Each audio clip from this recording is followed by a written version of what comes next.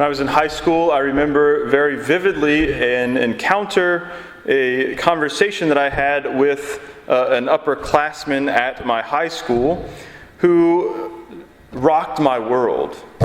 He told me that Sunday is not the Sabbath. I was just into my faith, or getting back into my faith, and I had no clue what he was talking about. And so I thought that maybe everything about the faith was just a big lie, right? That Sunday is not the Sabbath. But he hadn't told me the rest of the story, right?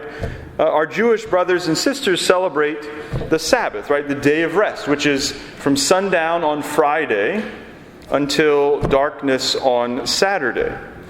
They celebrate this day, this Saturday, as the seventh day told of in the creation account in Genesis.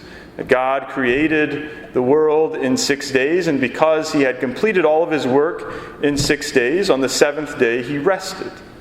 So that is where we get that tradition of the Jewish people taking that day of rest, that Sabbath, and not doing any work on that day to commemorate the day in which God rested. We hear about this in the gospel.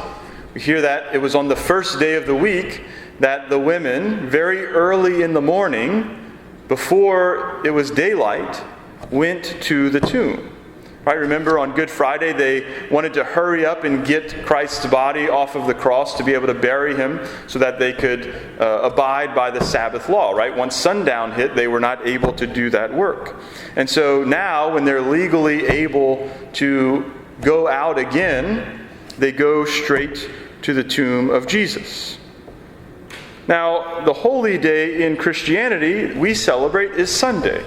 Right? This is what that guy meant in high school when he said that we don't celebrate the Sabbath. Right? We celebrate Sunday as our day of rest, as our weekly day of feasting.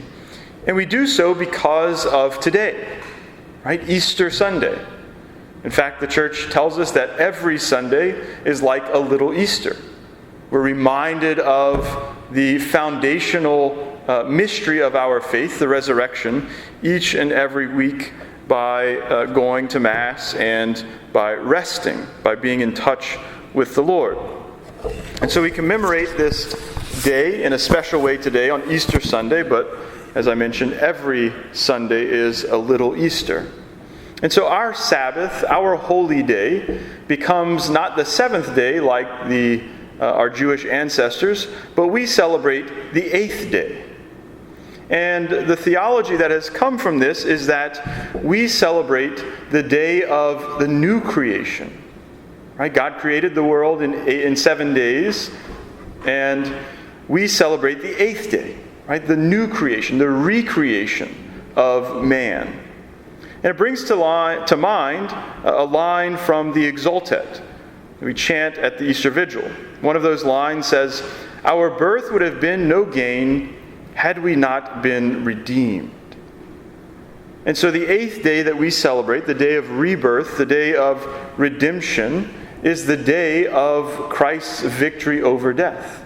Right? It is what makes our birth okay because we have been redeemed, right? By Christ's sacrifice, death, and resurrection.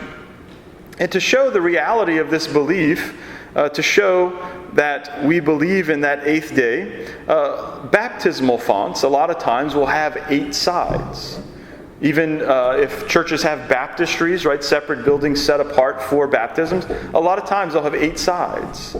And that's to show, right, the eighth day of the new creation through the victory of Christ's resurrection. And so we celebrate that today, that eighth day, that recreation given to us through his resurrection. And the responsorial psalm in this sense is even more fitting than we would originally think. That this truly is the day that the Lord has made. It is the day that he has not only created, but recreated, right? That he has redeemed. It's the day of victory over sin and death. It's the day of rebirth, the day of recreation, And it is a day to truly rejoice and be glad.